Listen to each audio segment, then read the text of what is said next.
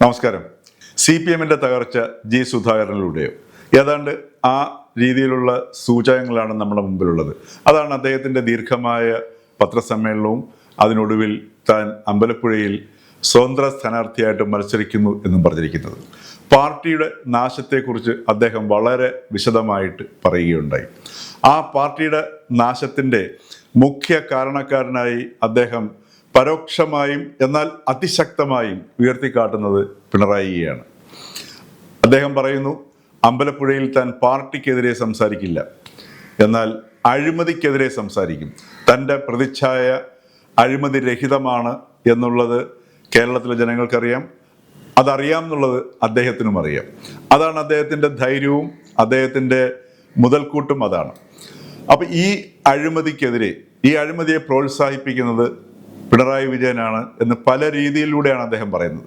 അഴിമതി മാത്രമല്ല, അദ്ദേഹം പറയുന്നു വളരെ മോശമായ രീതിയിലുള്ള വർഗീയ പ്രീണനങ്ങൾ, മതത്തെ ഉപയോഗിക്കൽ, തീവ്രവാദത്തെ വളർത്തൽ, പൊളിറ്റിക്കൽ ക്രിമിനലുകളെ പ്രോത്സാഹിപ്പിക്കുകയും സംരക്ഷിക്കുകയും ചെയ്യും. ഇതെല്ലാം പിണറായിയുടെ തലയിലേക്ക് വെച്ചിട്ട് കെട്ടുകയാണ്. അതിന് അദ്ദേഹം വളരെ ന്യായമായ കാര്യങ്ങളും പറയുന്നുണ്ട്. അതുകൊണ്ടാണ് അദ്ദേഹം ഈ വർഗീയ പ്രീണനത്തെ സൂചിപ്പിക്കുന്നതിന് വേണ്ടിയിട്ട് കോഴിക്കോട്ട് കരിമിക്ക എന്ന ചുവരെഴുത്ത് പ്രയോഗം നടത്തിയത്. അതേപോലെ തന്നെ അമ്പലപ്പുഴ മണ്ഡലത്തിൽ SDPI നേടിയ നേട്ടം, അതേപോലെ സജി ചെറിയാനെ സൂചിപ്പിച്ചുകൊണ്ട് കുന്തം കുടച്ചക്രം എന്ന് പറഞ്ഞിട്ട് പൊളിറ്റിക്കൽ ക്രിമിനലുകളെ പ്രോത്സാഹിപ്പിക്കുകയും അതോടൊപ്പം സംരക്ഷിക്കുകയും ചെയ്യുന്നു. ഒരു തവണ മന്ത്രിപദം അദ്ദേഹത്തിന് നഷ്ടപ്പെട്ടെങ്കിലും വീണ്ടും സജി ചെറിയാനെ മന്ത്രിയാക്കുന്നതിലൂടെയാണ് അദ്ദേഹം സൂചിപ്പിക്കുന്നത് ഇവരെ സംരക്ഷിക്കുകയും പ്രോത്സാഹിപ്പിക്കുകയും ചെയ്യുന്നു എന്നുള്ളത്. പിന്നീട് മറ്റൊന്ന് ഈ ശബരിമല സ്വർണ്ണക്കൊള്ളയാണ്. പലതവണ അദ്ദേഹം പറയുകയുണ്ടായി, ശബരിമല സ്വർണ്ണക്കൊള്ള നടന്നത് രാഷ്ട്രീയ കവചം അത് ദുർബലമായതുകൊണ്ടാണ്, അതല്ലെങ്കിൽ അത് ഇല്ലാതായതുകൊണ്ടാണ്. പച്ച മലയാളത്തിൽ പറഞ്ഞു കഴിഞ്ഞാൽ രാഷ്ട്രീയ നേതൃത്വം, അതായത് സർക്കാർ അറിയാതെ ശബരിമല സ്വർണ്ണക്കൊള്ള നടക്കില്ല എന്നുള്ളതാണ്. അപ്പം ഇത്തരത്തിൽ ഉള്ള വിഷയങ്ങൾ വളരെ വ്യക്തമായിട്ട് അദ്ദേഹം അവതരിപ്പിച്ചുകൊണ്ടാണ് അമ്പലപ്പുഴ മണ്ഡലത്തിൽ മത്സരത്തിനിറങ്ങുന്നത്. സ്വാഭാവികമായിട്ടും അദ്ദേഹത്തിൻ്റെ ആ പത്രസമ്മേളനത്തിൽ വളരെ മനോഹരമായിട്ട് പറയുന്നുണ്ട്, താൻ UDF-ന്റെ സ്വതന്ത്രനായിട്ടായിരിക്കും, അല്ലെങ്കിൽ UDF-ന്റെ പിന്തുണ തനിക്കുണ്ട് എന്നുള്ളത്. അതുകൊണ്ടാണ് അദ്ദേഹം ഭുവനേന്ദ്രൻ്റെ, തൻ്റെ അനുജൻ്റെ രക്തസാക്ഷിത്വത്തെക്കുറിച്ച് വളരെ വിശാലമായി സംസാരിക്കുന്നതും തുടർന്ന് കോൺഗ്രസും CPM-ഉം അല്ലെങ്കിൽ വിവിധ രാഷ്ട്രീയ പാർട്ടികളൊക്കെ ഒന്നിച്ച് മത്സരിക്കുന്നതും മുന്നണിയാകുന്നതും ഒക്കെ രാഷ്ട്രീയത്തിൻ്റെ ഭാഗമായിട്ടാണ്. അതായത് വ്യക്തിപരമായ വിഷയങ്ങളല്ല രാഷ്ട്രീയത്തിൽ പരിഗണിക്കപ്പെടുന്നത് എന്നർത്ഥം. അപ്പോൾ അത് സൂചിപ്പിക്കുന്നത് UDF-ന്റെ പിന്തുണ അദ്ദേഹത്തിന് ലഭിച്ചിട്ടുണ്ട് എന്നുള്ളത് തന്നെയാണ്. അത് പരസ്യമായി പറയാറായിട്ടില്ല എന്ന് മാത്രമേ ഉള്ളൂ.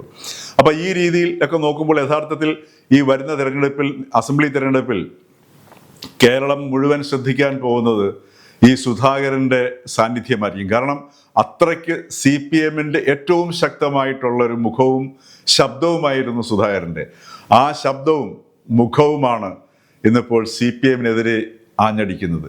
മാത്രവുമല്ല, ഒട്ടേറെ അഴിമതി ആരോപണങ്ങൾ, അതിൽ പല സംഗതികളും ജനങ്ങൾക്ക് വിശ്വാസയോഗ്യമായ രീതിയിൽ മാധ്യമങ്ങളിലൂടെ ചർച്ച ചെയ്യപ്പെട്ടതുമൊക്കെയാണ്.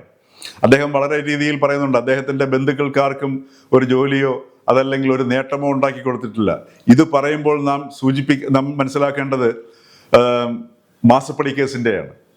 അപ്പം ഇങ്ങനെയൊക്കെയുള്ള ഒരുപാട് സംഗതികൾ ശരിക്കും ഈ വരുന്ന തെരഞ്ഞെടുപ്പിലേക്ക് ഈ CPM-ന്റെ യഥാർത്ഥ മുഖത്തെ തുറന്നു കാട്ടുന്നതും, ആ യഥാർത്ഥ മുഖം എന്ന് പറയുന്നത് CPM എന്ന് പറയുന്നത് ഇന്ന് പിണറായിയുടെ കയ്യിൽ ഒതുങ്ങി എന്നുള്ളതും സൂചിപ്പിക്കുന്നതാണ്.